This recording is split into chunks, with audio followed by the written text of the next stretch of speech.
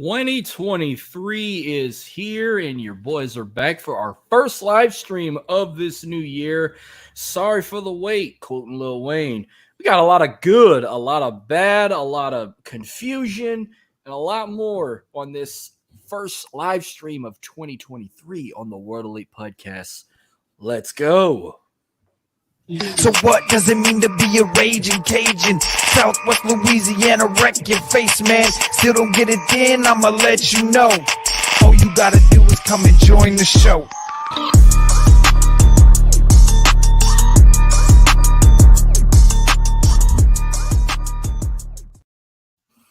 Yo, what up, everybody? We are the highest tier pod of your weekly unfiltered wrestling and entertainment.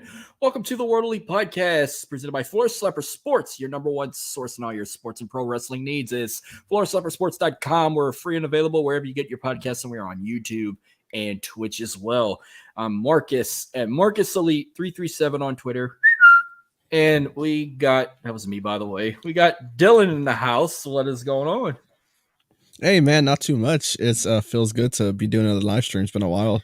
Kind of aside from me and Jordan's World Elite Spotlight that we do every Monday, it feels nice to do something other than that for a live stream. But I'm good. I'm on Twitter at Dylan Aber _. Jordan just didn't want to join tonight. What the hell, Jordan? But you can find him on Twitter at Jordan _J2000. I think I know why, because he wants to watch Joe Burrow and Jamar Chase and the Bengals take on the Ravens for a second consecutive week. This time it's a playoff matchup. I get it. Yeah. But, I mean, nothing bad happened. Everybody's like, well, what's going on? No, we still doing our shows, World Elite Spotlight, Ready to Rumble. It's just, when I'm telling you, the Mother Nature down here has been on her period. She don't know what the fuck to give us. It's freezing cold one week. It's hot the next week, and everybody's getting sick. Ask Dylan, for example. He had to sit out a whole week with the flu and had to miss his edition of Ready to Rumble with me, and I had to do it solo, but it still came out good for other reasons. But no, we are doing absolutely fine. What is up, Justin from End Time Wrestling Podcast? What's up?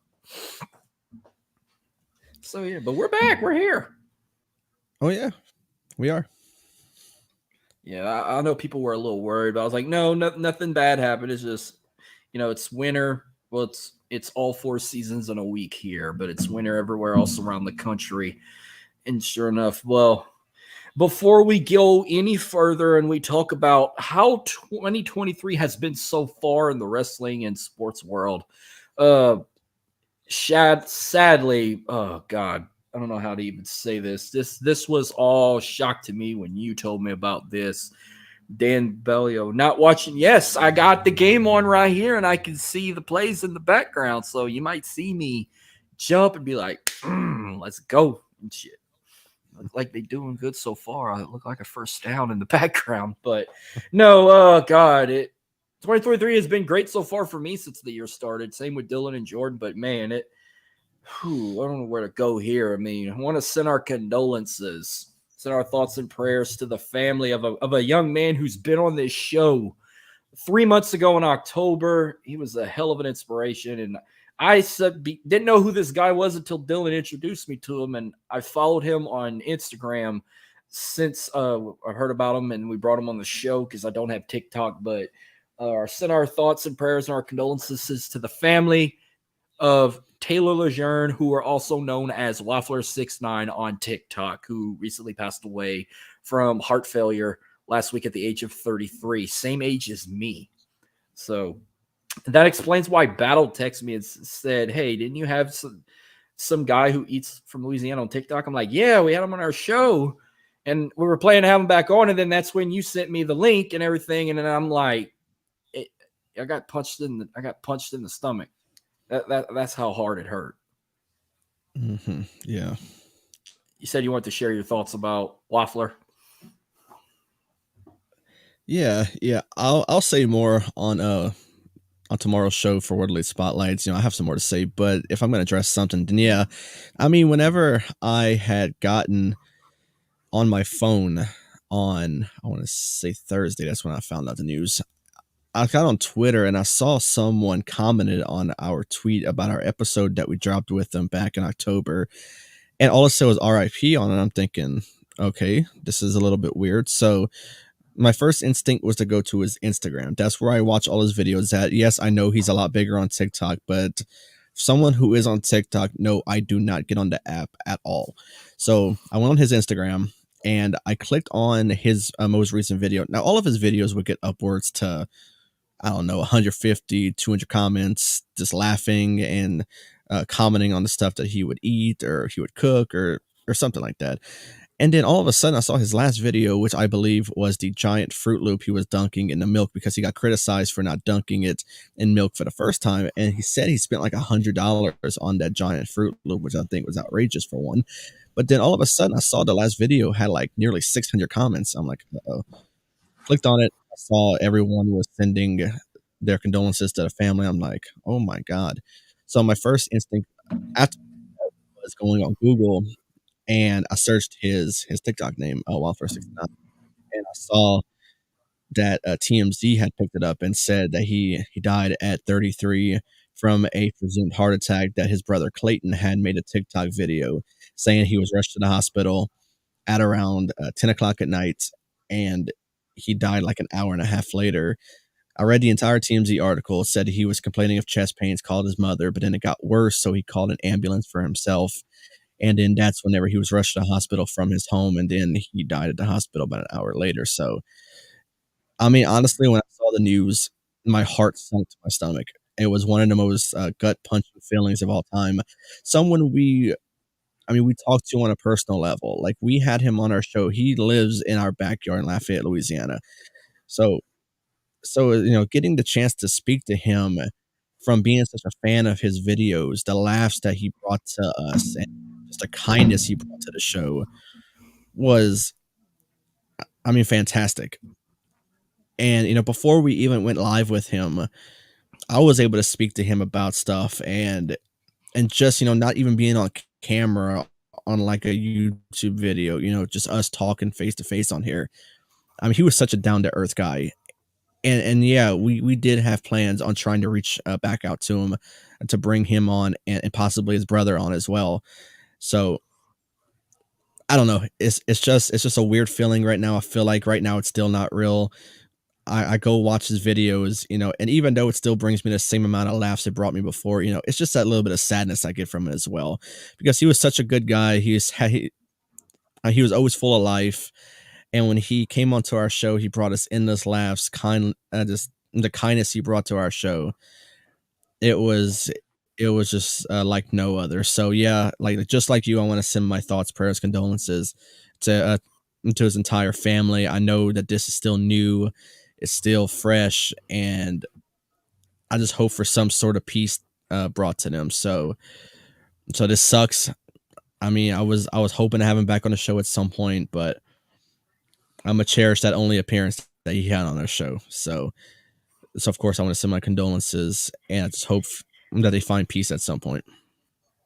The last time I talked to him, it was around Christmas time, about a week or 2 weeks before, and I brought up because he had his own seasoning that you would see recently on some of his new videos, and I was like, I talked to him, I was like, man, I might have to order your seasoning, man, try it out, and he was like, oh yeah, it's available on my website, and if you order it now during the holidays, I could sign it for you, and I never did that, and I regret not ordering his. I was gonna order two, one to use and one to keep as a souvenir that he signed, but I didn't do it. And I feel like it's too late now to get it signed by him, unless if he has 100 in stock, if they're not gone and he's already signed them. But I'm gonna order some to send my as a way of saying thank you again for coming on the show a few months back. And I'm gonna order it. He's got a t-shirt too. I'm also hopefully the proceeds will go towards his family.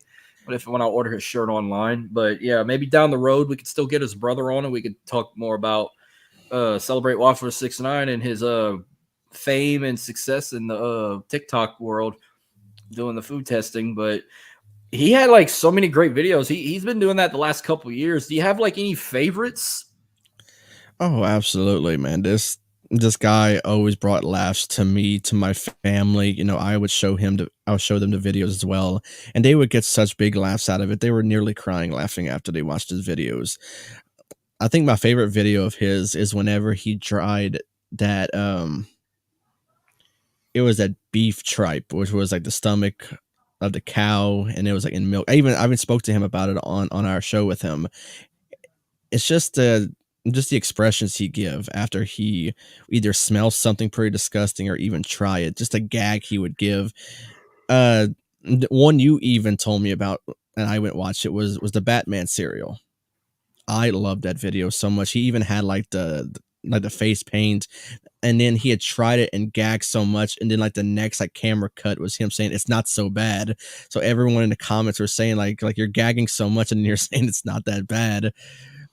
Just anything he tried pretty much that was disgusting, and then he just gave like the most priceless facial reaction ever. I think was top notch. I mean, he just gave so many good videos, like the Batman cereal, like I said, the burger in a can, the beef tripe, the man, it's so hard to even think about the ones.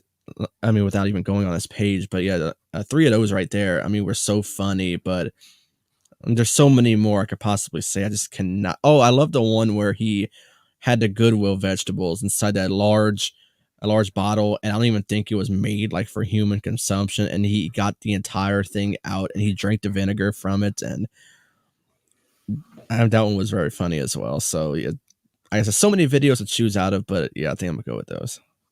The Batman one, he was he was sweating so bad the makeup was dripping off his face. Yeah, You could start seeing his yeah. skin more. Well, because of him, I was like on a freaking run of patty melts because the way he made Hmm. his, it looked so tasty. I'm like, God, I haven't made a patty melt in forever. I'm gonna do it too. And I watched that video like 3 times, and I made like patty melts for like 2 days straight because I was so into how he made his, and it looked absolutely amazing. Yeah, the giant Fruit Loops one, that was the last one he did. That one was kind of funny. I like how he did two. He got criticized for not Hmm. having milk. Yeah, like he's pouring the milk. He's like, "Oh, I just bought this at a gas station." I used to do the same thing. Yeah, Oh, the Adams Family yeah. cereal where he had the wig on, where he looked Off like of the Wednesday girl. Adams, yeah. That was funny as hell too. I mean, Hmm. the I still have the hauntings about the burger in the can issue too, but yeah, man, those were a few right there. Oh, the Shack bar from 1995, the Yes, Shaquille yes, O'Neal that bar was hilarious. Yes, is another favorite of mine. yeah. Minnesota Vikings, what happened? How do Oh, you lose to New York Giants? oh my God! You even had to say his voice as well. Makes it better. That's another guy I want to get on the show. Oh my. What's his? I can't even. I can't even remember his name. I follow him on Instagram, but I can't remember his name. James. James Draws. That's who. James Yes. Draws. Yeah, I want to get Yeah. him on the show. Now he's got his own T-shirts now and everything. That's gonna be another shirt I'm gonna have to buy and support. Oh, hey Yeah. Jordan, how about you get on the camera right across from Dylan and come join us? Jordan's not in this room; he's in the other room. Get in the room and sit next to Dylan, and we go from there. How to get on this show? There's a lot of initiations. Non-anomalous. So yeah, what in the hell? What in the hell was that? He must not have heard of James Draws. We're gonna have to tag him in the USC one that got him over 1 million views on TikTok. But yeah, Wolf, I will have to thank Waffler for one thing. Because of him, I went on that freaking marathon reek of air frying Twinkies. Oh yeah. And I air fried 2 for him in memory that night when I found out. And then I'm thinking to myself, maybe I shouldn't be doing this. Yeah. Maybe I need to go air fried chicken or French fries or pizza rolls or bagel bites and not Twinkies. I know. Hmm. Are we doing a raw? We are. We already. I'm covering the Attitude Era. Dylan's covering the Ruthless Aggression Era, and Jordan's covering today's era. episode's coming soon. It'll be an audio recording. So we haven't scheduled that yet, but it's coming. So yeah, let's talk about this crazy 2 weeks of 2023 so far. But let's go back towards the end of the year. Okay, New Year's Eve weekend, your birthday. The final SmackDown of the new year, John Cena and Kevin Owens teamed up against Roman Reigns and Sami Zayn.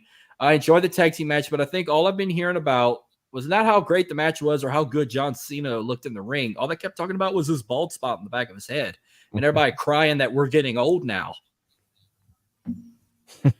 What's your take on that tag match and John Cena's bald spot? Does he need some Rogaine? So I don't want to be that guy, but I didn't enjoy it whatsoever. I did not like the match at all. And the reason why I'm saying it is not because of how John looked in the ring. I think he looked great. But one thing that bothered me about John Cena, and I'm not sure why the hell he does this, and honestly, it's not the ball spot. I mean, the ball spot just showed us how old we're getting. So I'm not going to criticize that whatsoever. But one thing I hated about what John Cena did during the match, and so many videos came out about it, is that he would call out the spots so fucking loud to the point where the audience can hear it. I mean, he's calling out spots like something that should not be done. Someone, a veteran like John Cena, should know. Do not call out these spots so damn loud to where everybody can hear it. That is the most aggravating thing ever when it comes to watching wrestling, is seeing someone who's a veteran, just like John Cena, calling out these spots. Like he's telling Kevin Owens to hold on, and he's saying it so loud. Like it's so loud in the arena to where everyone can hear it. Like, and that's one main thing I did not enjoy about that match. I didn't really care for the match whatsoever because I knew how it was going to end. And there's no way to bring in John Cena back for the last SmackDown of the year and have the team lose. So now I think it's going to cause that controversy with the bloodline. I think somehow, somewhere down the line, I mean, we're going to get the obvious turn. But I seen someone on Twitter say the other day, they hope that Sami Zayn's the one that turns on them, not them turning on Sami. Nonetheless, it's going to be very interesting. But yeah, that's one thing that bothered me so much with Cena calling those spots so loud. Someone like him should know not to do that. I'm going to tell you what, if we don't get, Cena has been calling spots multiple times. Yeah, I agree with that. I'm going to say this. I would love this here. I was just a rating pop because of Cena. I guess Cena in Theory did a segment and no one knows what it's for. I still think that's going to happen at Mania, Cena and Austin Theory. But here's what I would love to see. If we don't get Roman versus The Rock, or if we don't get Roman versus Cody Rhodes, that tag match was fun. I want Roman and Sami Zayn at WrestleMania. Honestly, I think the only Roman match we're going to get is the one that they've been teasing forever, and that's The Rock. And honestly, I just not have to involve a title. But I don't know how they're going to pull both belts off of Roman before Mania. There's no way. And they're going to pull one at least for like Cody versus, I don't know, Seth or something like that at Mania for the title. Something like that, because I feel like Seth needs to main event at WrestleMania. He even put on Twitter that it feels like a good time to main event at WrestleMania. Cody, Seth, night 1, Roman, Rock, night 2. And y'all would have Rollins lose a 4th to Cody. I mean, that's the only thing I wouldn't like about it, is Rollins dropping another match to Cody, which doesn't make much sense. But I mean, really and truly, who else are you going to put in that spot for Cody to win the title? I don't know. I mean, I would love for Rollins to win that Royal Rumble, but if you're building all this hype on Cody's hype promo videos of him coming back from injury and he don't win it, fire that fucking guy. Not Cody, fire the fuckers making these videos, and it won't mean nothing. And Cody Rhodes is 100% winning the men's Rumble. Easily. And Rhea Ripley is going to 100% win the women's Rumble. I mean, that's my pick. Yeah. I mean, if I'm going to say it early, I mean, to kind of spoil our prediction show in a few weeks. Yeah. Rhea Ripley, I believe, is going to win the women's Rumble. Well, I'll save the backup. I always have a 100% winner and a backup winner. But speaking of title changes, what about the return of Charlotte Flair and taking the SmackDown Women's Championship from Ronda Rousey? There's a lot of good mixtures about this. You know, everyone's happy Charlotte's back. Everyone's happy the title's off of Ronda Rousey, but everyone's pissed that they put it back on Charlotte. Now she's a 14-time champion, and saying Raquel should have been the one to take the title off of Ronda and just have Charlotte return just to confront Ronda after she lost the title. I've heard everything they said on Twitter. Give me your take on everything with Charlotte and Ronda that night when she came back. For one, it was good to see her come back. You know, I was happy to see Charlotte come back. It seems like she's playing that face role now, so I mean, more to her. But for anyone to beat Ronda for it, I don't care who the hell it was. Just as long as Ronda Rousey dropped the title and somehow drops off the face of the WWE, because I do not want to see her back in that company no more. I'm just not good. I mean, she's horrible on the mic. In my opinion, she's horrible in the ring. There's no reason to have her in WWE or even be a champion. So Charlotte Flair coming back, I'm not a huge fan of it because I'm not a huge fan of Charlotte, but I do think she's one of the better workers in the ring. And this is not taking nothing from nobody else. I just think Charlotte, and not because of who her father is, she's great in the ring. And I think she's one of the better ones. So her coming back, beating Ronda for the title, I'm for it. Even though I'm not a huge fan of Charlotte, I'm all for it. So it's good to see her back.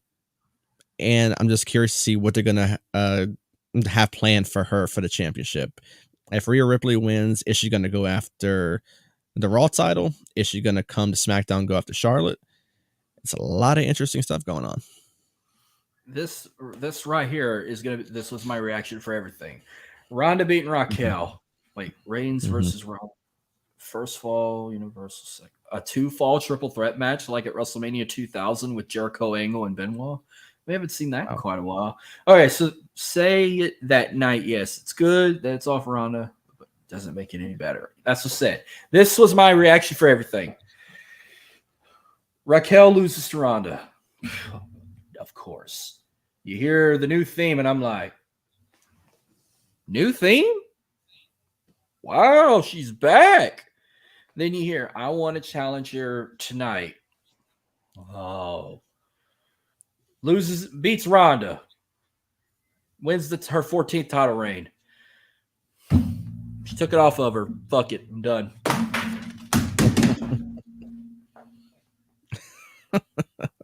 Damn, he really got up. And he's back. That was really my reaction. I was just like, I don't fucking care anymore. It's off of Ronda, but why the fuck you got to put it back on her? Why didn't you just let Raquel beat her? That was my reaction about Charlotte winning it back. But like, it's 50-50. It's off of Ronda. Ronda's fucking done and gone. I hope she doesn't come back ever again. Charlotte, I'm like, oh good. I got to sit through 2-3 more fucking title wins. But she's technically 16-time champion if you count the 2 NXT reigns. But they're not. They're calling the Raw and SmackDown and that one Divas title reign. Mm-hmm. So, I mean, then we get into the new year. I'm keeping on wrestling-wise still before we get to anything outside of wrestling. So, today's January 15th. So, tomorrow's January 16th, our third Monday of the new year. And it took about 2 weeks. I don't really have nothing to say about the first Raw of the new year, but in 1 week span, we've gotten our first GIF and our first meme of 2023, wrestling-wise, that is going to be used nonstop throughout the year. I've already used one a couple of times. The second one I haven't used yet. And if you don't know what I'm talking about, so our first GIF, wrestling GIF of 2023 was the whole Roman Reigns laugh, where he was talking about Sami Zayn costing them a match. And of course, the first meme of 2023, I've already used like fucking 4 times already. The one of Kevin Owens face down on the turnbuckle pad when Baron Corbin was talking. So yeah, we already kicking off the internet hot with our first GIFs and memes of 2023. So which one you thought was the funniest? Which one made you laugh the hardest? The Roman Reigns fake laugh or KO face down on the turnbuckle pad?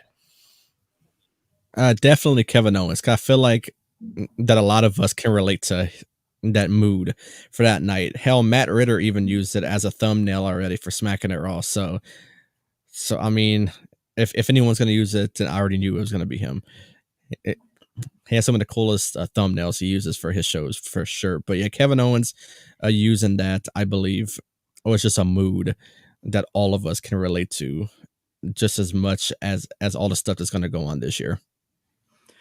All right, let's just talk about another promotion real quick. Let's talk about the very first pay-per-view in wrestling of the new year. It's already been talked about. It's already the greatest pay-per-view of the year, and we just got the year started, and WWE hasn't even started their first one yet. AEW hasn't started yet. But let's talk about just our quick thoughts of Wrestle Kingdom 17. Mm-hmm. You go first. So I did the unthinkable, something I never thought in a million years I would do. I actually woke up at 2 a.m. and I watched Wrestle Kingdom. No, I did not watch the pre-show matches that they had because that was even earlier. So I needed a little bit of sleep, and this was in the midst of me having the flu. So I woke up at like around 1:50, 1:55. I turned on my Xbox. There's no New Japan World app for it, so I had to get on like the Internet Explorer the app for it. Had to type in New Japan World, had to type in my info for it, and I was able to stream it off of that, which is cool. I was able to watch it on my TV and not my laptop. So I brought that up, and my brother and I watched it from start to finish. From 2 a.m. It ended a little after 6. And like I said, I was in the midst of having the flu, so I was miserable the entire time. It wasn't even cold in my house, and I was fucking shivering up a storm. So it was right there. I knew something was wrong. But start to finish, this pay-per-view was just fantastic. We got the debut of Mercedes Moné, which I thought was a little bit overrated. In my opinion. But that's for another day. I mean, the amazing Kenny Omega and Will Ospreay match, which it aired on January 4th, and I feel like we already got match of the year. That match was fantastic. There's a highlight video someone shared on Facebook. I was able to download it and keep it for myself. It was such a good fucking match, man. So many good spots. I just wish the Kenny Omega that we got for Wrestle Kingdom as the Kenny Omega they would give us in AEW. Something feels like they're holding Kenny Omega back in AEW. Let him be the cleaner. For me, it doesn't always have to be tagging up with the Elite. Let him do shit on his own and give us that quality wrestling that he gave us versus Will Ospreay. If we get that, I mean, this guy should be AEW World Champion for like ever. And then the main event, Okada and Jay White, which I feel like the performances, I feel like that Omega and Ospreay should have went on last because of how good the match was, but this is not taking anything at all away from Okada and Jay White. That was a fantastic match as well. Like I said, Omega Ospreay should have went on last. I loved it. I loved every minute of that match. So many near falls. And the best part about it is there was no outside interference. The entire United Empire was out there at ringside, but they did not get involved once, which I thought was great. I'm like, okay, they're all out there. I said, please don't get involved and ruin this match. And he didn't. So I thought it was great. But one thing I was not used to, and I had to be told about it, was the New Japan crowds. Because when Mercedes Moné came out, it was kind of a dead reaction. I'm like, okay, like someone like her, I thought would get like a crazy reaction. But then I had learned that really all they truly do is they clap. And that's it. They don't chant. They don't, lose their shit like normal wrestling crowds do.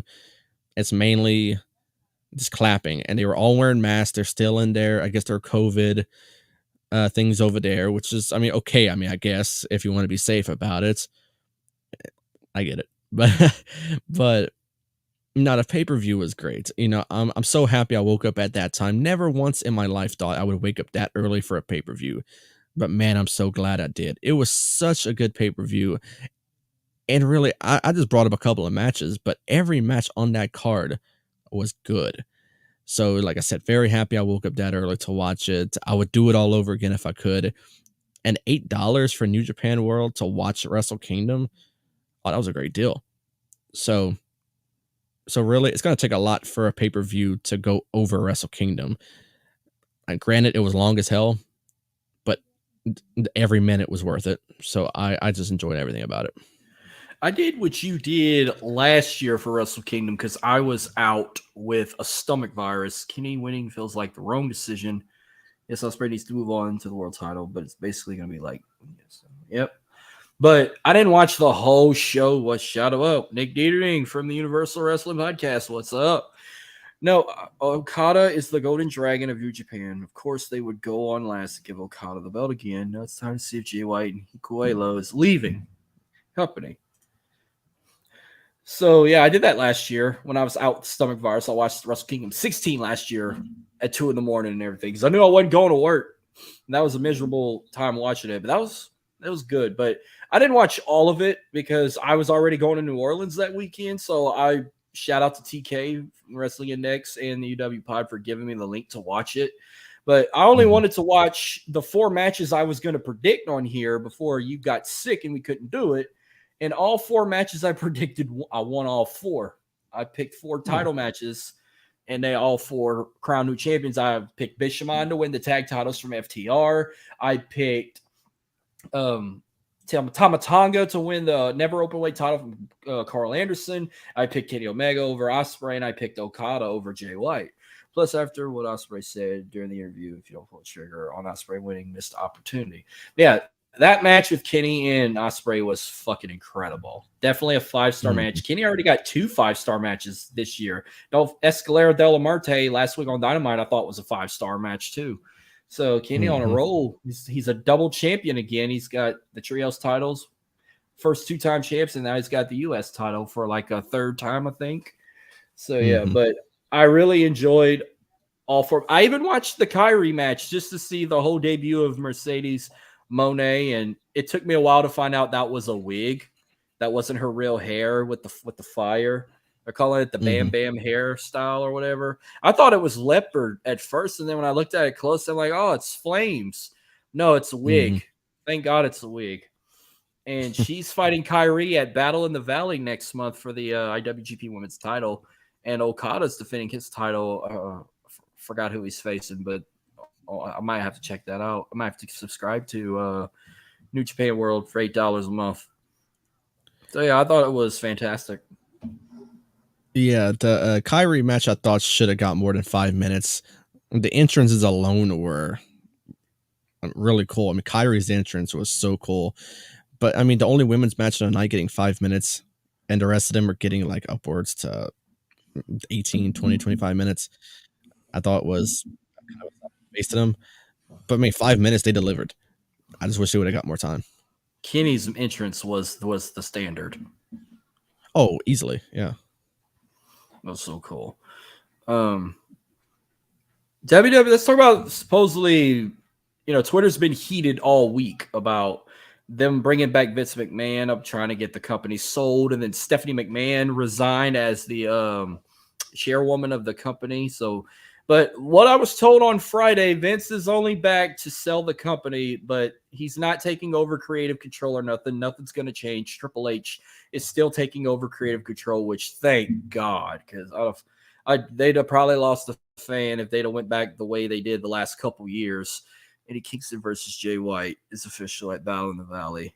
Okada doesn't have a challenger yet. Okay, hell yeah. But the rumors about WWE was going to sell to Saudi Arabia, thank God that was a fucking rumor.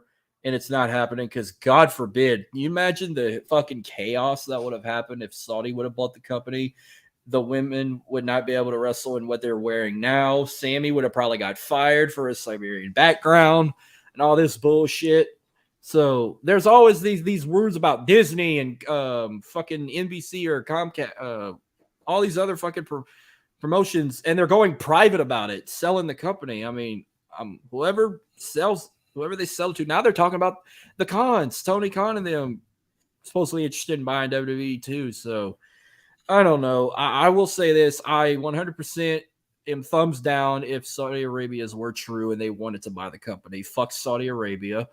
But I'm okay with any of the other ones like NBC, Disney, Comcast, all that other bullshit. Give me your take on what the future of WWE. So I remember when I was on vacation back in July and the big breaking news tweet from Vince McMahon that he was retiring had come out, and I feel like we as wrestling fans were all in a better place. We were all excited for the future of the company. Vince was no longer going to be in charge. And then we learned like a week or two later that Triple H was promoted to the head of creative, and everyone else got so excited because the possibilities were endless when it came to Triple H. And we just seen what he's been doing with the company. He's been bringing former release talent back. He has like a big old list of former release talent that's been brought back. He's brought back Karrion Kross. He's brought back Hit Row. He's fucking brought back Bray Wyatt. And so many others to name. And then all of a sudden, it feels like the high as wrestling fans that we were on with WWE, the excitement for pay-per-views, and just everything that Triple H has been doing for the company, even though that Triple H is not losing creative control of the main roster. I just feel like that Vince McMahon coming back, forcing himself back into that chairman of the role position, is a dark day for the company. And because of the allegations against him, it seems like now it's okay for him to come back, even though he has multiple allegations against him, paying hush money to women for his affairs and whatnot. That's bullshit, dude. Like, that is 100% bullshit. Vince McMahon coming back and forcing himself into a role that he retired out of because of the allegations against him. It's just pissing off as a wrestling fan. But obviously, WWE is like the top company that anyone will watch. So obviously, the people that are saying, "Oh, if Vince comes back, I'm not watching." Shut up. Yes, you are. There's no chance you're gonna stop watching WWE just because Vince is back.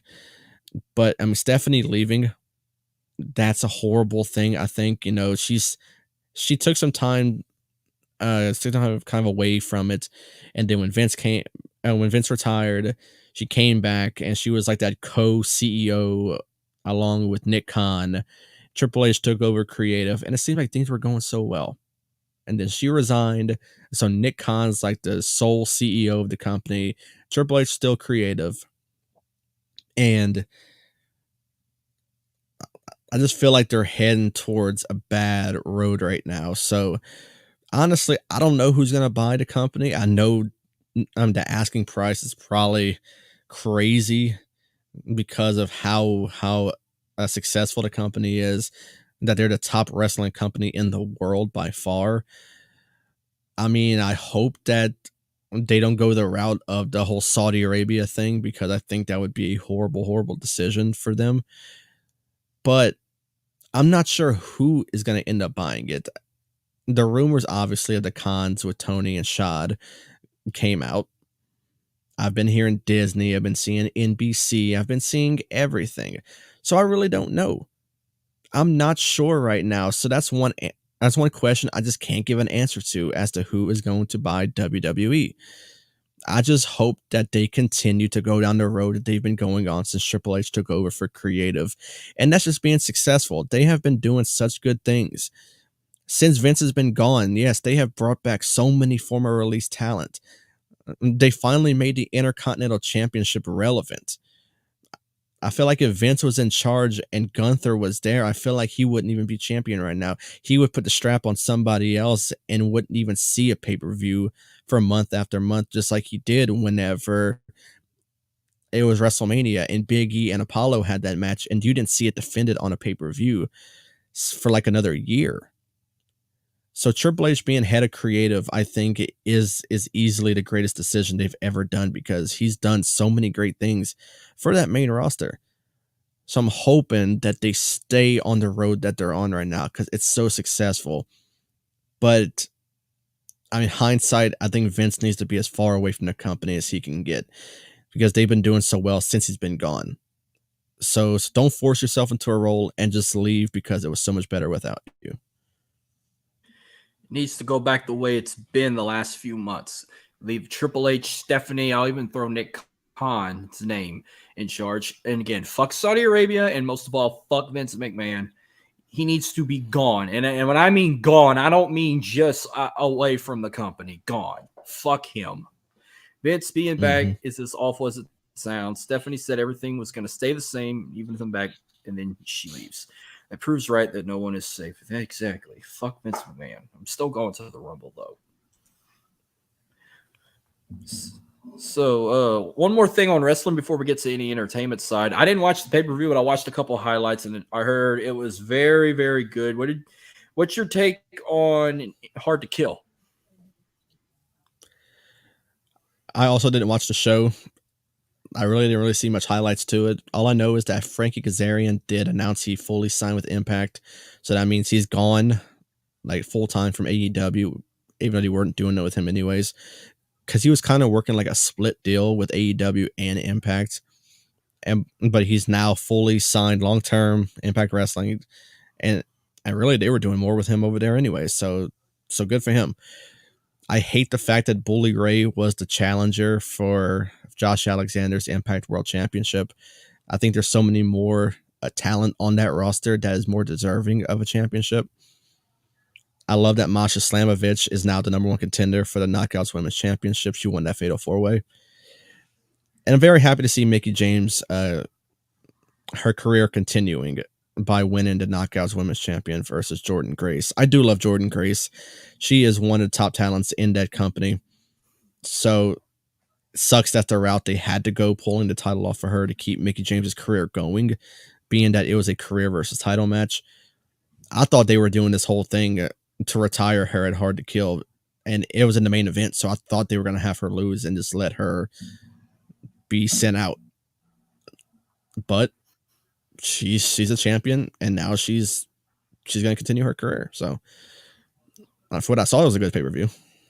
I heard it was a very good pay-per-view. That was the only title change of the night. Mickie winning is really the only questionable decision.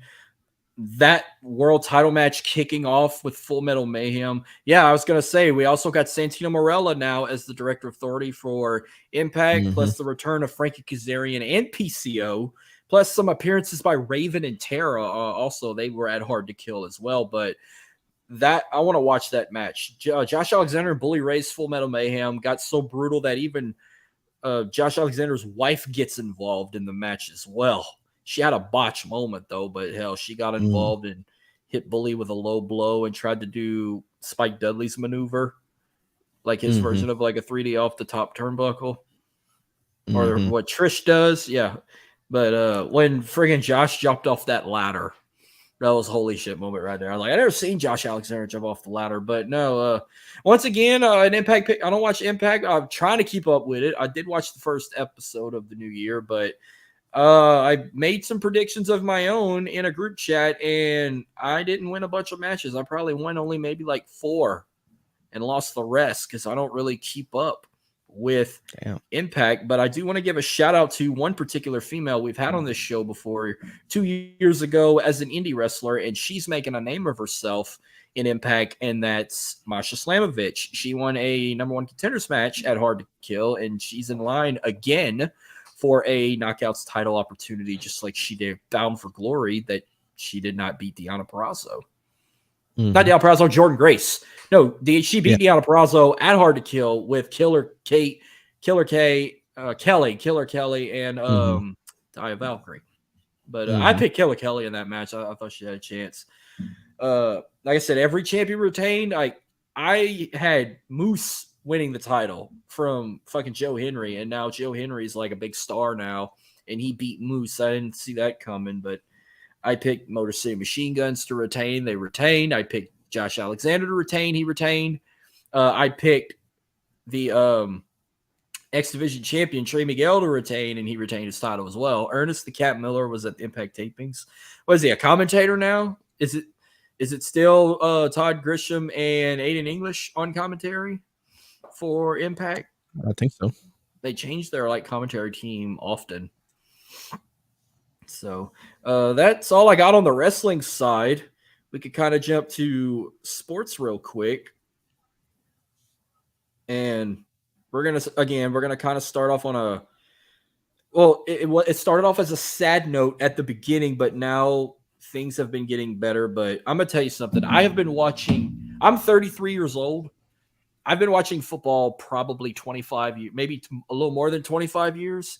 You know, I'm not Mhm. going to be one of those dumbasses that say I've been watching it since birth. You probably ain't opened your eyes in 4 weeks, asshole.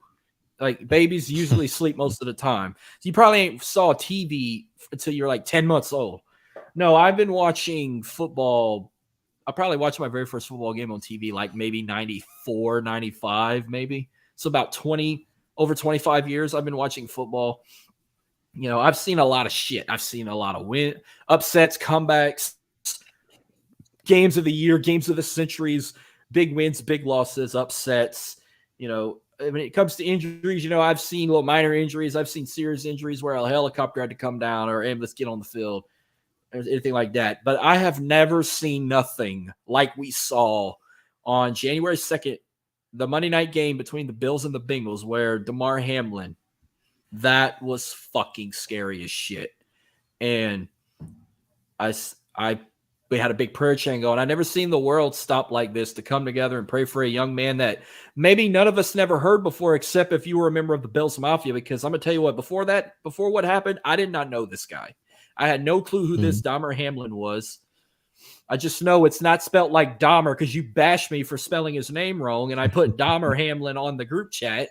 But I'm glad he's doing fine. He's active now, but I thought he died on the field because they were doing CPR, and then we heard he had cardiac arrest issue. Maybe probably suffered a heart attack after, because I saw him make a tackle. He gets up, and then 2 seconds he falls down, and I thought it was a neck injury. Like I was like, well, it couldn't have been a bad tackle because he wouldn't have got up on his feet.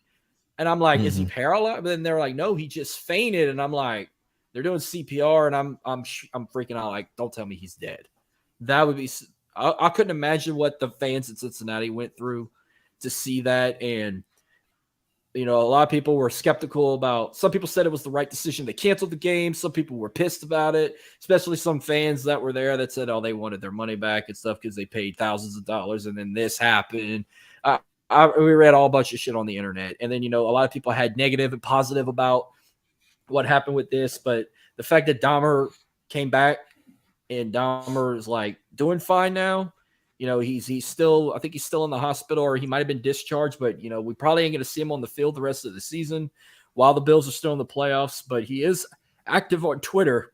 You know, he thanked everyone for all the prayers and everything and all the messages and phone calls he got. But I'm glad to see the man's doing fine. I'm glad he's doing fine, because you get one chance at life. And, you know, and I liked his response when he woke up. He told the doctor, "Did we win?" And the doctor told him, "Yes, you won in the game of life." And I was like, that's a good positive answer to tell him. But yeah, that was a scary thing I ever saw. Never saw that in any other sport. And I'm glad he's doing fine. And I hope he gets better and he gets to play football again next season if the Bills can get to finally overcome what happened, failing 4 years in a row, not having a Super Bowl appearance in over 25 years. That's if they got to get past certain teams, if you know what I mean. But give me your take on everything with Damar Hamlin. Talking about Dahmer here. Damar Hamlin, give me your take on everything. Like, what was your thought when you saw this during the game, and then how power of prayer works, and then all the negative bullshit on the internet and the positive?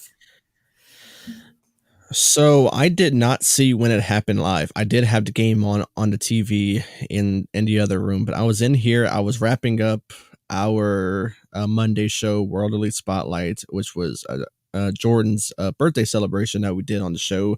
Showed the highlight video, some of his funniest moments and whatnot, and that was the episode we talked about Bray Wyatt. So the moment it's over, I take my headphones off and I start hearing like full quietness on the TV, like the crowd's not making a noise. I hear commentators talking about an injury that had happened on the field. So I save all my equipment and I walk into the living room and I see like an ambulance on the field. I see multiple players that are on their knees and they're praying and everything like that. So I'm really not sure what's going on. So I get on Twitter and I start doing research about what's going on. And I seen the video, which honestly, if that video is still being shared around, please don't do that. For his family, I think that's one of the hardest videos ever to see. Someone is making a clean tackle. He gets up and then he just collapses. I think one of the scariest moments I've ever seen. So after it happened, I did see and hear that they also had to do CPR on him because his heart did technically stop after that hit, which caused him to collapse and go into cardiac arrest. So they take him away in the ambulance, and one thing that really got me mad was I don't know who instructed this. I know an article came out about who is the one to instruct it, but they said at first, before they decided to temporarily suspend the game, was they wanted both teams to take 5 minutes to warm up and get back playing. Honestly, how the hell can you go for 5 minutes and then somehow get into the spirit of playing a football game after you witness someone collapse on the field and had to be taken away in an ambulance? There's no way in hell that as a player, even if I play for the Bills or for the Bengals, that I would have the energy, the spirit, or just the want to go out there and play a football game after seeing what I just saw. So whoever made that call, whoever said for them to take 5 minutes, honestly needs to lose their job. So all of a sudden, no, Zach Taylor and Sean McDermott, both coaches from the teams, they met at midfield and decided that whoever said that they need to take 5 minutes should go fuck themselves. And they said that they're going to take their teams, go to the locker room, and decide right there what they're going to do. So it took over an hour, which I'm ashamed for the NFL. It took over an hour to cancel the game. Honestly, it should not have taken that long.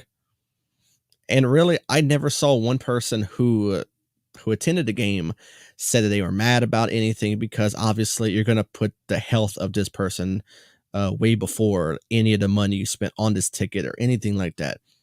Now, the one thing that really, really, truly upsets me about some of the comments that were made on the internet, obviously the top one, I'm going to say Skip Bayless, because he is known for making the worst comments of all time.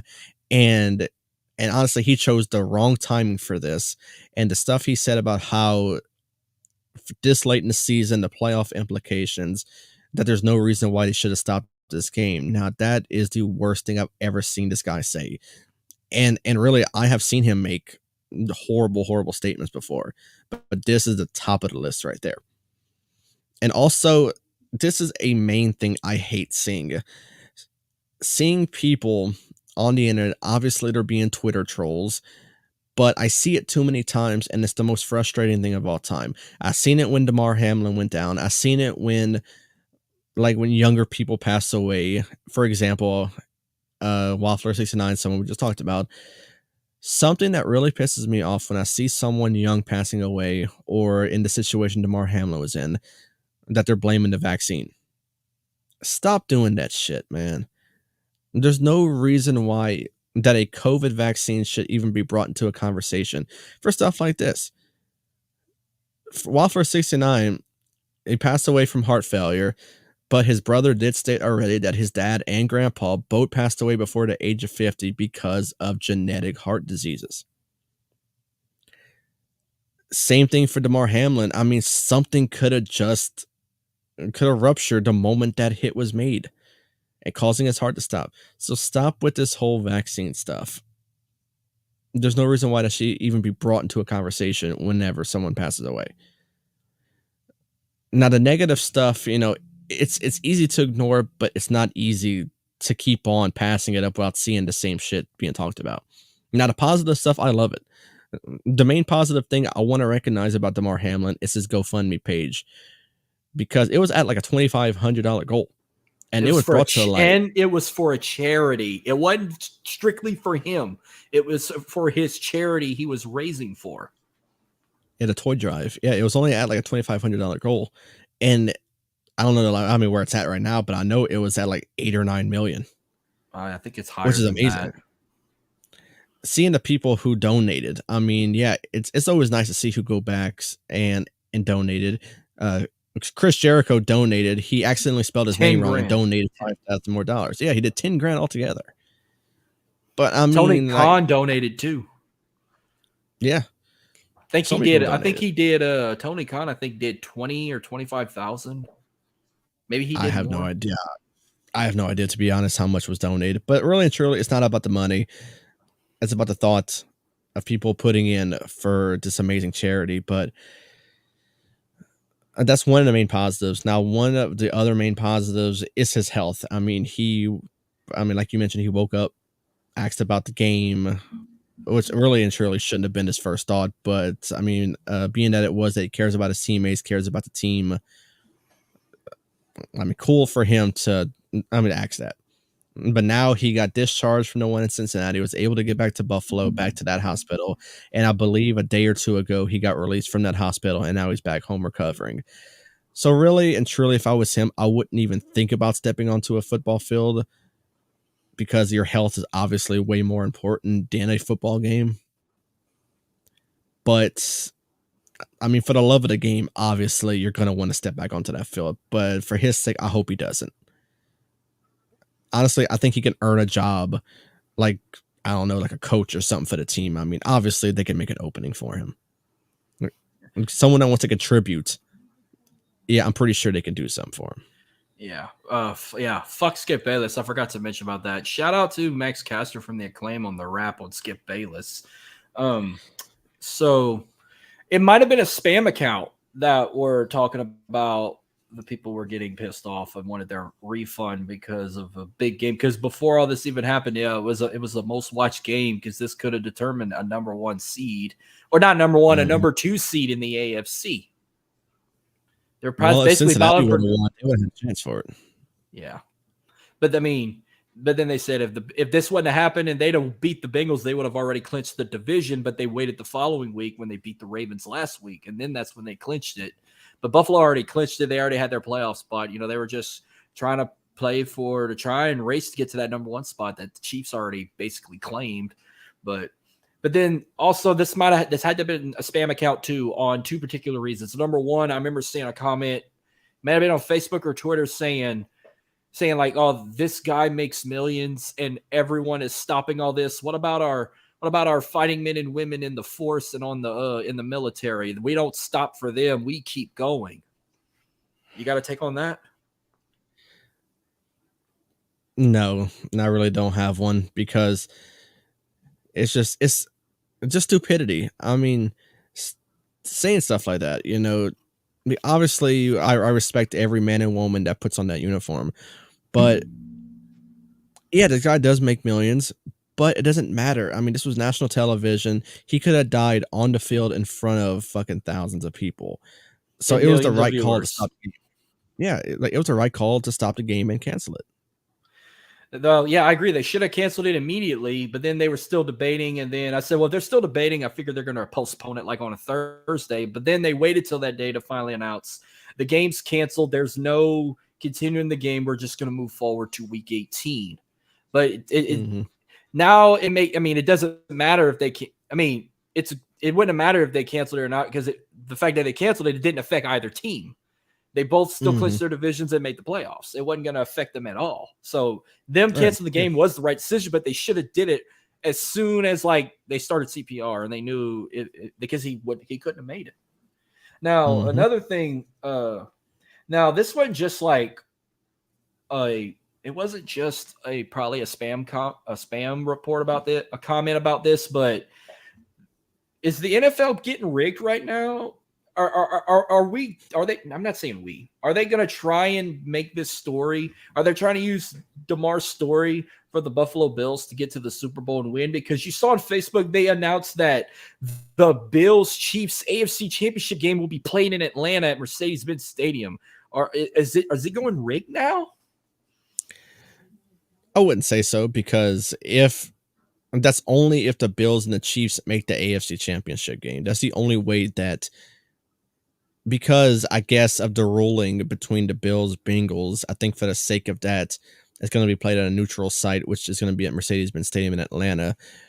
Because I think if Cincinnati would have won, I think it would have either put Cincinnati ahead of Kansas City for the 1 seed, because Cincinnati already has that win over Kansas City this year. So I think, just not to piss off any Cincinnati fans, which they already were, to be honest, I think for the sake of that, I think that's why they moved it to a neutral site. That's only if the Bills and Chiefs make the AFC Championship. It doesn't mean it's necessarily going to happen, but I don't think it's writing any script or being rigged because I mean Buffalo nearly lost today, so I don't know. I thought it was because the Chiefs. I thought the city of Kansas City was going to have a massive snowstorm like Buffalo would have because they're probably going to have a lot of snow. That's why they're going to move it indoors. Kind of like when they had to move one of the Bills games in Detroit because when they got 8 foot of snow and everything. And I thought that's why they did that. And then I kept questioning, what makes you think it's going to be this? It could be the Chiefs and the Bengals, a rematch from last year, because now the Bills barely beat the Dolphins. They're going to play the winner of this game right now, the Ravens and the Bengals. Last I saw, the Bengals were up 9-0. It's halftime right now. And I already had the Bengals and the Bills in a rematch next week, possibly in Cincinnati. And because the Jags beating the Chargers, the Jags have to play the Chiefs now. They have the lowest seed, so they got to play the Chiefs next week. And that, I'm sorry, Tony Khan, but I mean, that was nice. I had y'all beating the Chargers, but I don't think y'all going to get past Patrick Mahomes in the next round. Hey, we learned anything's possible with the NFL right now. Dolphins with Skylar Thompson nearly beat the Buffalo Bills. The Jaguars had a fantastic comeback from 27 down. Anything's possible right now. So really and truly, I wouldn't even give the Bengals a guarantee right now, even though they're winning. So NFL is a crazy sport. The Jags can beat the Chiefs under 2 conditions. If they play on a Saturday night, because Trevor Lawrence has never lost a Saturday football game in his entire life, and the streak of the pitcher Trevor Lawrence took with some of the AEW female wrestlers and the photo bomb by Claudio Castagnoli. No, wait, it was Jade Cargill, Britt Baker, and one more female with Trevor. Was that Tony Storm? It was Tony Storm and Jamie Hayter. So he had 4. Then Jade Cargill was in it, and Britt Baker. And then you had Claudio photo bombing in the background. Because I've been seeing those on Twitter, like Trevor, the Jags never lost the game ever since this pitcher was taken. So I was like, it's the streak of that pitcher. And then I saw a thing that said Trevor Lawrence is the GOAT. Like Trevor Lawrence has never lost a Saturday football game in high school, college, in the NFL. Saturday game. Yeah. So if the Jags and the Chiefs are on a Saturday night, we might get an upset alert. If it's on a Sunday, the Chiefs are going to win that one. Yeah, and then I won every game so far, and the only one I lost today was the Vikings. I picked them over the Giants, and now the winner and the 2 teams I wanted out in the first round play tomorrow night. So fuck Dallas. I'm picking Tampa Bay until they lose to the Eagles next week. Yeah, I'm picking Tampa Bay as well. But the Vikings, I could have told you that they have been frauds from week 1, and if Eli's still watching, I mean, pretty sure he can guarantee it as well. The Vikings, I gotta say, possibly the worst division winner. I know, but I gotta give Justin Jefferson some love here. Well, yeah, I mean, I can give him the same love as well. He was the receiving champion this year, but it doesn't mean he's on an overrated team. He deserves so much better. They're saying Kirk Cousins for MVP and stuff like that. Get out of here with that, man. No. What's I've next? been seeing that all over the internet. What's next? Kyle Rudolph? Well, Kyle Rudolph plays for Tampa, I think, now. Yeah, but I'm talking about that meant retire Kyle Rudolph's jersey for the Vikings next, or put a statue of him in front of US Bank Stadium or something. Nah, they're frauds. I could have told you that the Giants were winning. The Giants were a far better team, and they proved it today. So the Giants are someone that can make that sneaky playoff run. I don't know how many viewers we got right now, but I'm about to get under Dylan's skin. Let's talk about that fucking horrific Saints-Panthers game I attended on Sunday, and supposedly Dennis Allen is still going to be our head coach another season. So let me tell you, I've only went to that game to watch my cousin dance. I already missed the whole first quarter because we stayed at the Crown Plaza right in the French Quarter, and I requested valet at 10:30 a.m. to get our vehicle. We didn't get it till almost 12 o'clock, and we had traffic out the motherfucking ass. and I didn't get in the dome till like 20 seconds before the first quarter ended, and I didn't sit down until after the second play of the second quarter. So I technically didn't miss much. I hated the fucking who the fuck came up with that uniform combination? Gold helmet, black jerseys, white pants. That shit was so fire that equipment manager or whoever came up with that. But oh, they had a chance. I mean, the only thing I will take about that was I got to see the Honey Badger play of a live football game for the first time since 2011. It's so good to see him back and get that big interception. But come the fuck on. The Panthers had horrible stats in the first half. They only had 14 passing yards in the first half and only 2 rushing yards in the first half. And we blow that fucking game. I mean, it was 7. We blew a 7-0 lead. And just for them to kick a chip-shotted 32-yard field goal with 2 seconds left, and it kicked on our side of the end zone. And I talked shit the whole way out. And the next day, oh my God, dude, the teams have been revealed. I can't wait to go watch them play the Jacksonville Jaguars. I was in that vibe thinking, oh, we're going to have a new coach. But nope, we're still got Dennis Allen another fucking season. Yeah. So the Saints and Carolina game was like an exact representation of the entire season. The season was a dumpster fire after week 1, because week 1 gave us so much hope. The game-winning field goal against Atlanta, but then Younghoe Koo for the Falcons attempting that long field goal, it getting blocked. Saints start off 1-0. That gave us so much hope right there. I mean, we thought the Saints at that rate were like, oh yeah, we're going to the playoffs. We're going to win division.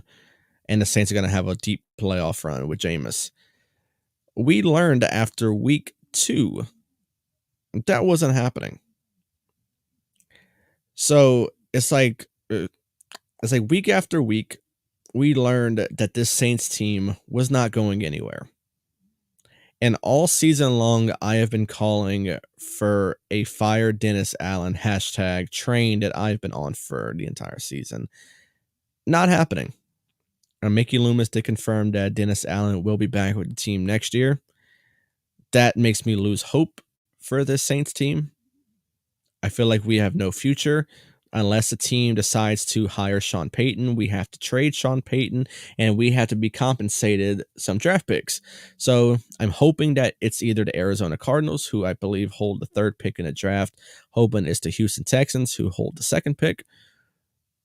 I know with last night how things went. The big rumor right now is Sean Payton to the Chargers. The Chargers do hold like the 20-something pick because they were in the playoffs. So really and truly, just any possible way of getting back into the first round, being that we do not have a first round pick whatsoever, because trading with the Eagles, trading our first round pick to them just to move up a few spots to get Chris Olave. I did not like the move at all, trading our first rounder to Philly this year for the Chris Olave trade. But I think at some point in the next week or so, the Saints are going to learn that they do have a first round pick because of a possible Sean Payton trade. It's just a waiting game at this point. So really, if a Sean Payton trade does happen and we get a first round pick, then I feel like we do have a somewhat future. But the Saints did restructure Michael Thomas's contract, basically stating that he ain't coming back to this team, and they're going to straight up cut him. And they're not going to trade him or anything. They're going to cut him, because if they don't cut him, then they owe him like $30 million. So he's not coming back, which means the curse of my wife buying me jerseys, it lives on. Because right before Michael Thomas, she bought me a Mookie Betts jersey, and we traded him like about a month later. So my Michael Thomas jersey did live on for a few seasons. What you got?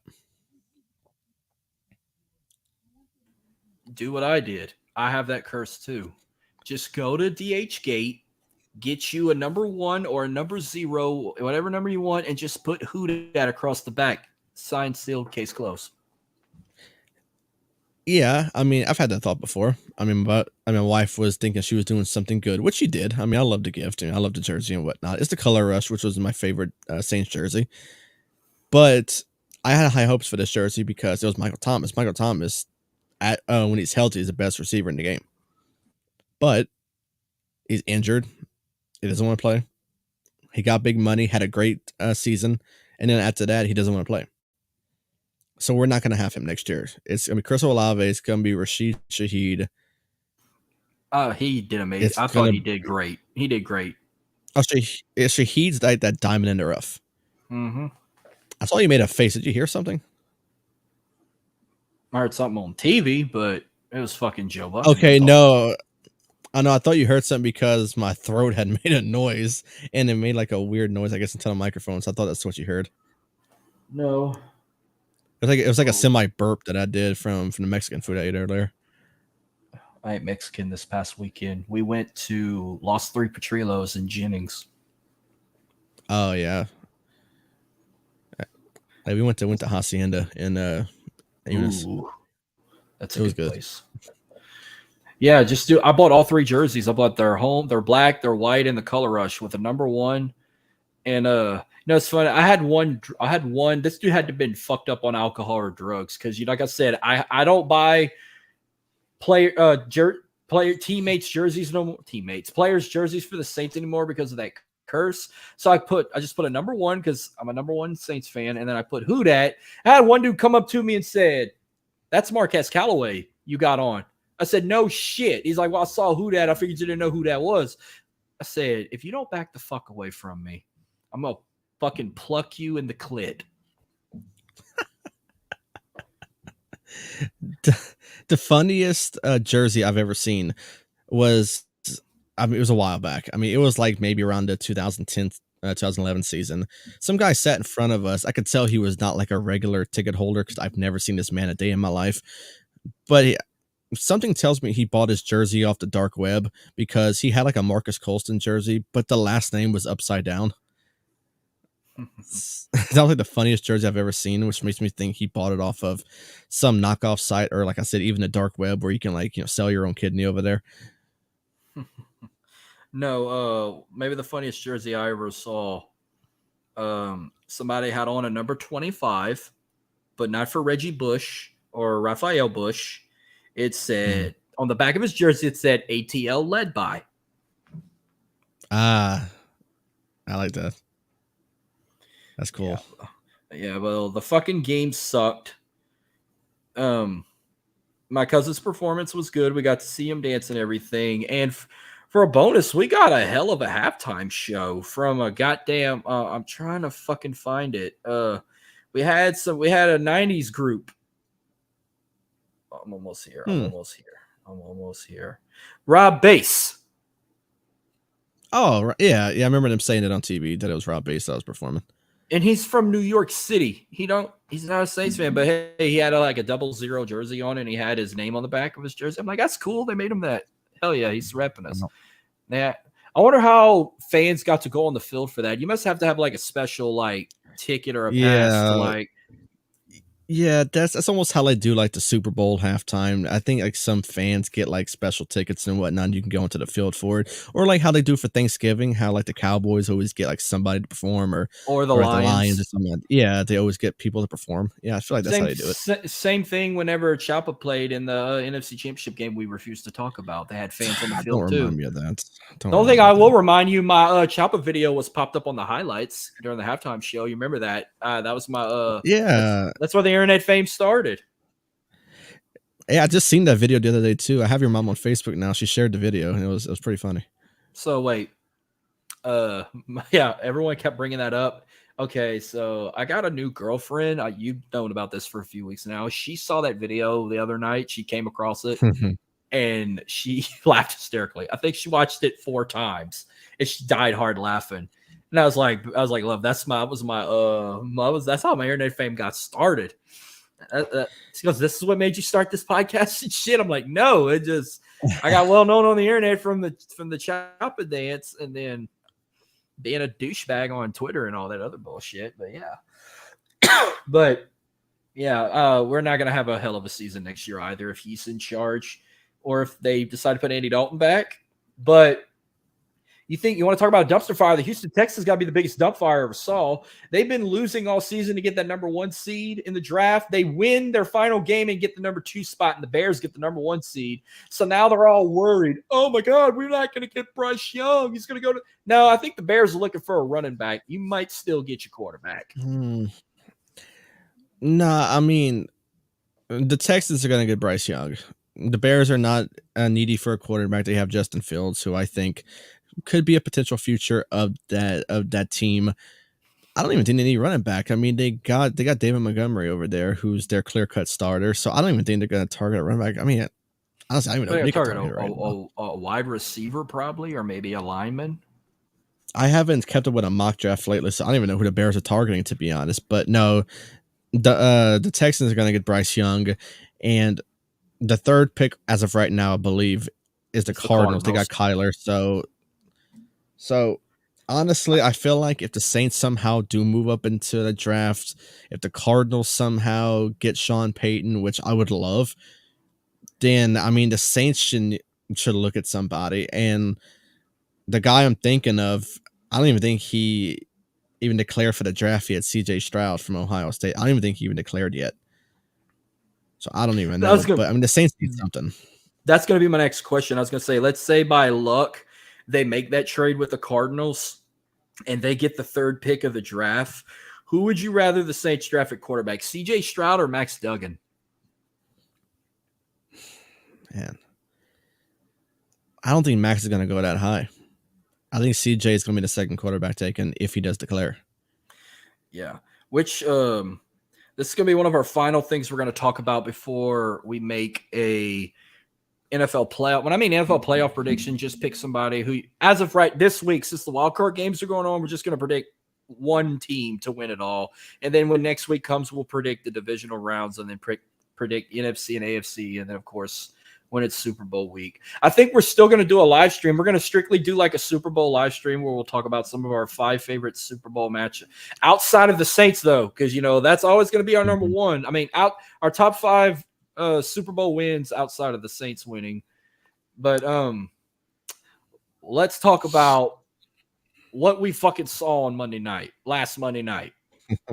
So on New Year's Eve, we got, if not the 2 best college football playoff games you could ask for throughout the since this shit started in 2014-15. There were not a lot of semifinal games that went to the wire. There has been a few, but there has been many that were constant blowouts. But this past season, we had, if not the 2 greatest playoff games I've ever saw. TCU and Michigan, I said was going to come down to the wire, but I didn't expect TCU to pull it off. I had Michigan winning it, and I was not upset Michigan lost, but I said I love TCU's being a Cinderella team. I love Max Duggan's story about not getting that starter position, but he stayed committed to the Horned Frogs. Then he had to have open heart surgery during the offseason. He didn't get his starting job back till week 3 of his senior year, and then became a Heisman runner-up.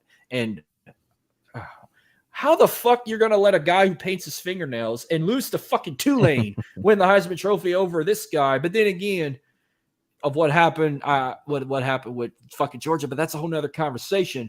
The Georgia-Ohio State game coming to the wire, I did not expect. I was expecting an ass whooping. Ohio State barely hung on, but it was crazy how he kicked that field goal right when midnight hit in Eastern time zone. And when the fireworks popped in New York City, the field goal was missed. Oh, Georgia won the game and advanced back to the national championship.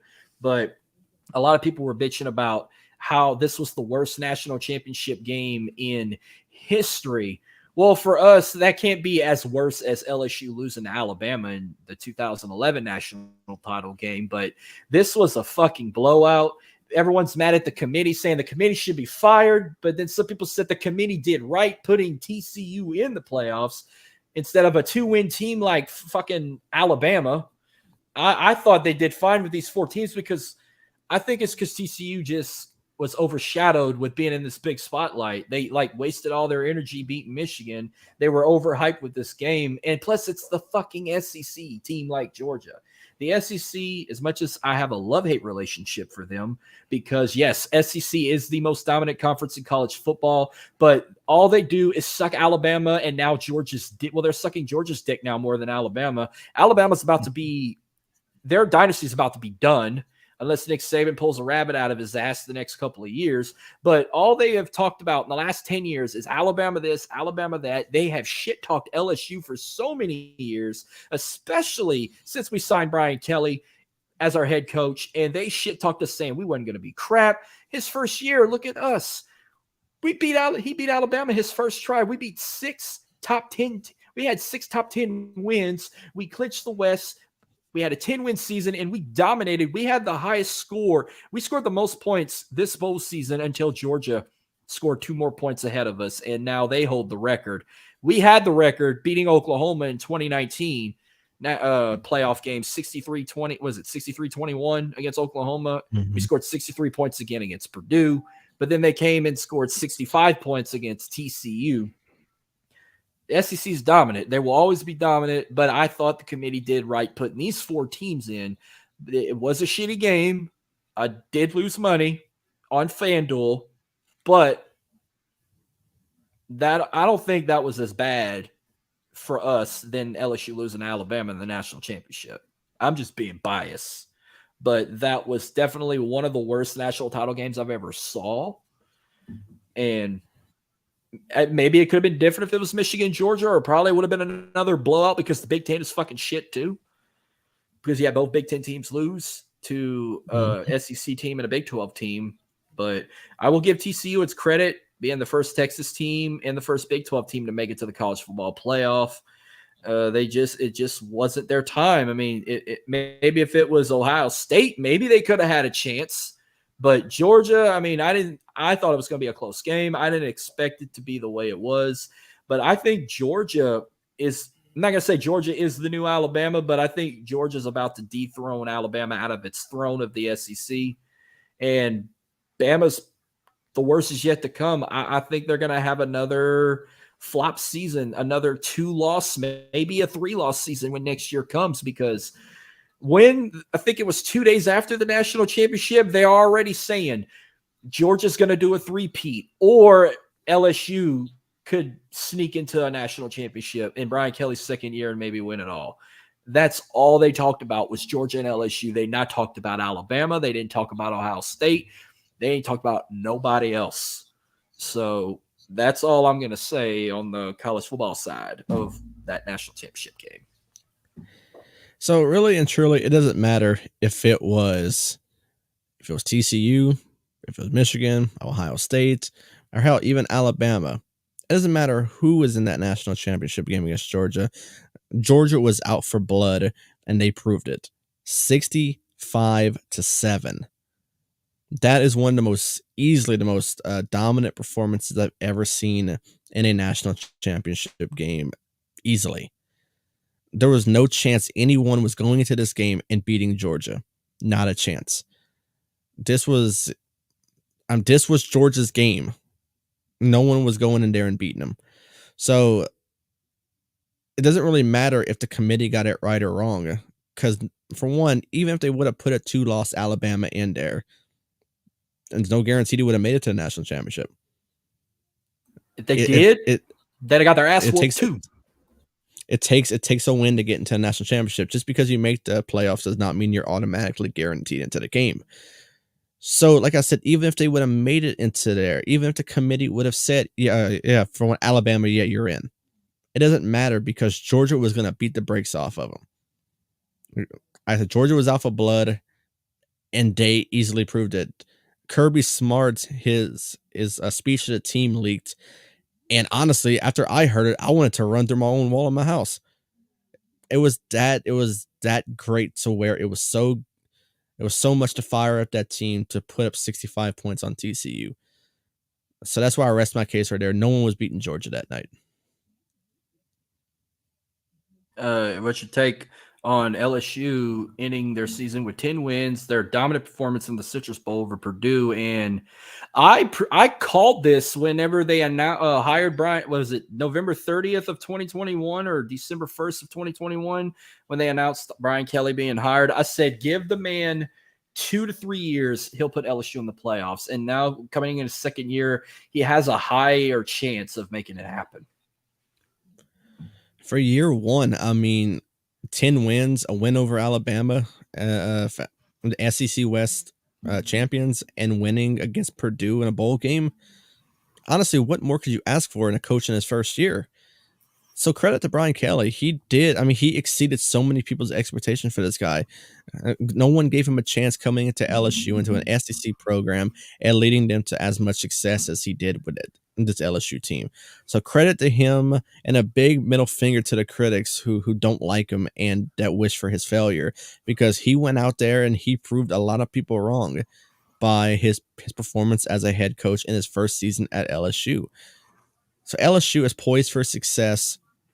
I think for the years on to come, I think he's going to be a very successful coach. He's going to bring in recruits, and they're going to be a very, very good program. Just based off of 1 year, he's already given a lot of LSU fans hope.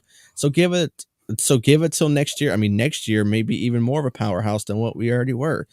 For beating Alabama in his first year as a head coach, honestly, I think sky's the limit for Brian Kelly as a head coach, and he's going to prove it.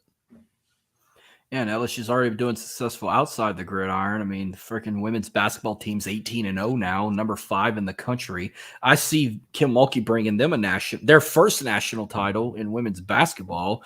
Baseball season's around the corner, and we're going to be number 1 in the country when the season starts.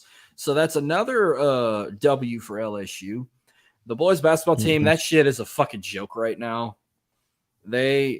I don't think they won an SEC game yet already. I think they're 0-4 in the SEC. Hey, they got their asses kicked by Alabama last night. Yeah. Bama's like, oh, we can't. Oh, we're a basketball school now. You never were a basketball school. You just got that luck where you had a shitty football season, so you're using your success on the hardwood. And hey, to the LSU players that are coming back another season, hell yes, I'm so happy. I can't wait to see you guys for every home game again. For all the LSU players that are declaring the NFL draft, thank you for your time. I enjoyed watching you all these years. Congratulations, and I wish you nothing but the very best. Can't wait to see you on the big lights. For those that are in the transfer portal, bye, bitches. I feel like you would say that. Yeah. Now, one last thing before we close out. One team, I mean, we've had Seahawks are out. Chargers are out. Vikings are out, and the Dolphins are out. And the Ravens will probably be, it's still halftime. We'll probably be out too. And then the Ravens are winning 10-9. Oh, it's 10-9 now? Oh, okay. Well, there's still got Ravens time winning, left. But who you can pick one team right now to win it all. Who you got? So obviously, if I'm gonna talk about like my biased side, I'm going to say Cincinnati, because, you go to Joe Burrow route, the Jamar Chase routes, former Saints like Trey Hendrickson and Von Bell, fuck Eli Apple, I'm for sure I'm going to pick them. But if I'm going to talk about a powerhouse team who I feel like could be like a sneaky Super Bowl run team, it's hard to look any further than the 49ers. The 49ers are such a powerhouse team. And someone like Brock Purdy, who was the last pick in the draft, coming in here and playing as well as he's playing right now, it's hard to not pick them. So right now, I'm going to pick Cincinnati, but right now it's hard to even say that because they're losing right now. And the 49ers never really showed any signs of losing to the Seahawks. They were one of those one teams this weekend that were not on upset alert at all. So, I mean, the 49ers are just too good of a team. I want Cincinnati to win. Like I said, my bias side is really showing right now when it comes to Cincinnati. But San Francisco, man, they are looking too good right now. Yeah, I think the 49ers might be my pick to win the NFC now over the Eagles. When I've been saying the Eagles could potentially make the Super Bowl. But the way when they lost to the Saints, I lost hope for the Philadelphia Eagles now. So, yeah, 49ers are definitely winning the NFC. I'm going to stick with the AFC being between the Bengals and the Chiefs. There'll be a rematch. I'm still picking the Bengals to win it all. Hey, if the Bengals got to pass the Ravens first, but Bengals are number one. But if any other team I could pick to win the AFC, it would probably be the Buffalo Bills. Finally get over that hump of losing 4 in a row in the 90s, whatnot, and coming up short of the AFC title game a couple years ago against the Chiefs. Mm-hmm. It's going to be crazy, but I mean, I'm looking forward to it. And speaking of Mr. Irrelevant himself, what did you think of that promo Paul Heyman did on Brock? Dude, anything Paul Heyman does is fantastic. He could be talking about a player that doesn't even exist, and it would get me hyped up like hell. So I thought it was pretty cool. Yeah, well, that will do it for tonight. We just hit the hour and a half mark. I'm pretty sure we're down to 0 viewers, Bo. This was fun. I know tomorrow morning you got World Elite, not tomorrow morning. Tomorrow afternoon, you and Jordan got World Elite Spotlight, another episode. Who are y'all covering tomorrow? We are covering one of the greatest tag teams today. Not the Usos. We did them already. Not the Young Bucks. We did them last season. We were talking about FTR. Ooh, that's going to be fun. Can't wait to hear that one. Tomorrow I'm recording my next episode of Ready to Rumble. This time I will have guests. It was so difficult doing it by myself, but hey, I made it work and I got a lot of positive feedback on it. A lot of people enjoyed it, but I'm doing Royal Rumble 2009 tomorrow with Justin Bayard, B-A-I-R-D, and Tino from Tino Time. Tino's Time. Another Chicago native. So, yeah, I can't wait to have them two on. And then after that, I got the season finale, Royal Rumble 2007, with the podcast Brothers of Destruction, Justin and Jeremy from the End Time Wrestling Podcast. God, their shit's awesome. I can't wait till they start recording again because I miss listening to them too. So, yeah, that's all Isn't y'all season about to wrap up, or y'all still got a lot more to go? Oh, we still got a lot more to go. We don't wrap up until the week of WrestleMania. Oh shit. Yeah, so after I got two more episodes of Ready to Rumble, then I'm taking a 2-week break, and then when I mean 2-week break of doing mini shows, I'm still gonna be on the air with you two. But after 2 weeks, I'm gonna start back to the Mania again. I'm gonna do 3 episodes. I haven't drawn them yet. I'm still looking for a guest to do WrestleMania 10, and then I'm gonna start doing the drawings. But I'm gonna do 3 episodes in February that are gonna drop on Fridays. And then I'm going to take another 2-week break. And then I'm going to drop the last 3 episodes on Thursdays in the month of March. So once I find a guest to join me for WrestleMania 10, then I'll start doing the drawings because everyone else, all the other ones are filled. So, well, that'll do it for tonight. Again, you can find the podcast on Twitter at World Elite Pod. Where I said we're on Twitch again. You can watch us on Twitch, YouTube, and plus on Facebook. You can follow us also on Instagram as well. We still have TikTok, but I don't. You run it. I don't know if you've posted anything lately. No, I haven't. Okay. To be honest, I haven't. Big thank you to our proud sponsor, Manscaped, the #1 source of men's grooming. Again, use our promo code WEP to get 20% off, plus free shipping. And we got new products coming in. You're going to see a new commercial opening up our show coming up. Be sure to check it out. I kicked ass on that one. And, of course, you can find us on any audio platforms. We're free and available wherever you get your podcasts, on Spotify, Spreaker, iHeartRadio, and more. Give us a 5-star rating and review. So, do you have any last words before we close out for the evening? Yeah. First of all, like you said, FTR, World Elite Spotlight is tomorrow. Tuesday, Jordan and I are doing another Indie Star show. We are interviewing Indie Star Shelby Waters, and that will be dropping sometime this week. I thought Marcus was available, but he is not, so you will not be seeing the trio return for this year. Once again, sooner or later, it will come back as a trio, but not sure when that'll be. But yeah, Shelby Waters coming on the show. We just did a kick-ass interview with Charlie Kroll, returned to the show, dropped today, so go ahead and check it out on the audio platforms. But no, that's all I got.